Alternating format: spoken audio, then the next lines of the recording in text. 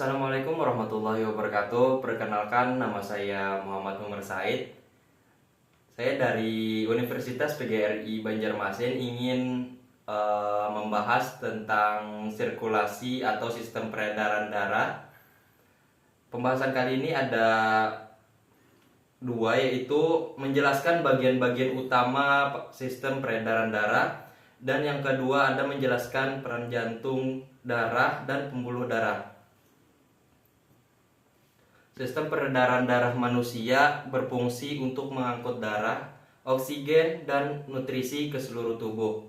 Adapun bagian utama dari sistem peredaran darah manusia memiliki tiga bagian utama, yaitu jantung, pembuluh darah, dan darah. Selanjutnya, pembahasan tentang jantung. Jantung berfungsi sebagai pompa untuk mengalirkan darah ke seluruh tubuh. Jantung memiliki 4 ruangan, 2 serambi ruang atas, dan 2 bilik ruang bawah. Contohnya seperti gambar di samping.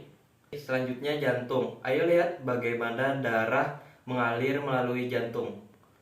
Yang pertama, serambi kanan menyerap darah yang membawa karbon dioksida, seperti gambar di samping.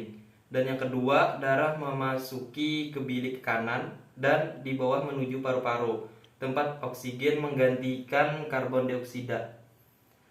Yang ketiga, ada darah yang membawa oksigen dari paru-paru memasuki serambi kiri.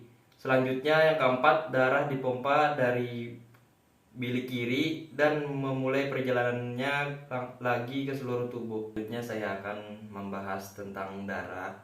Darah adalah cairan khusus yang sebagian besar terdapat di dalam pembuluh darah.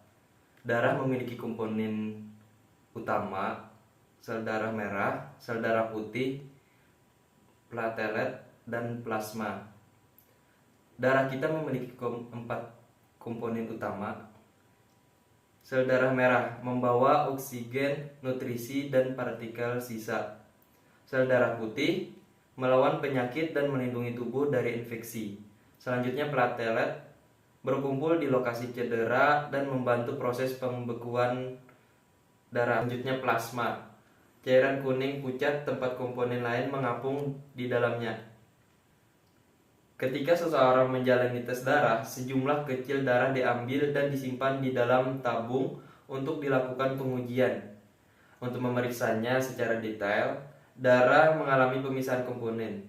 Salah satu metode umum melibatkan perputaran dengan kecepatan tinggi di dalam mesin sentrifugal. Contohnya seperti gambar di samping. Yang paling atas ada plasma, di tengah ada sel darah putih dan platelet, dan paling bawah ada sel darah merah. Darah dibagi ke dalam komponennya dengan bagian terberat berada di bagian bawah. Selanjutnya saya akan membahas tentang pembuluh darah. Pembuluh darah ini adalah tabung atau saluran yang membawa darah ke saluran tubuh kita. Ada 3 jenis pembuluh darah, yaitu vena, arteri, dan kapiler. Masing-masing berbeda dalam ukuran dan struktur. Pembuluh darah. Ayo kita amati 3 jenis pembuluh darah. Yang pertama ada arteri. Arteri memiliki dinding paling tebal di antara ketiganya, memungkinkannya menahan tekanan tinggi yang dihasilkan oleh jantung.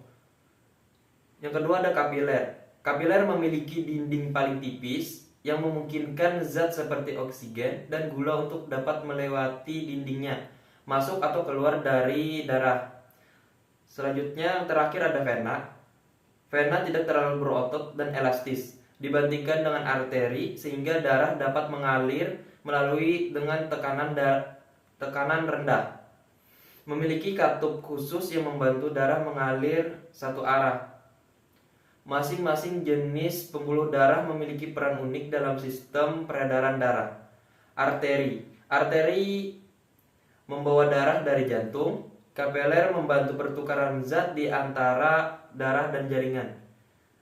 Vena membawa darah kembali ke jantung. Oke, selanjutnya saya akan menyimpulkan pembahasan kali ini. Sistem peredaran darah membawa oksigen dan nutrisi ke seluruh tubuh, sekaligus membuang kotoran. Yang pertama, jantung. organ berotot yang memiliki 4 ruang memompa darah ke seluruh tubuh. Selanjutnya darah memiliki 4 komponen. Yang pertama plasma, sel darah merah, sel darah putih, dan platelet. Membawa oksigen, nutrisi, dan partikel sisa. Dan terakhir ada pembuluh darah. Memiliki 3 jenis arteri, vena, dan kapiler yang berfungsi sebagai saluran untuk darah. Mungkin sekian dari video saya kali ini. Kalau ada salah kata mohon dimaafkan. Wassalamualaikum warahmatullahi wabarakatuh.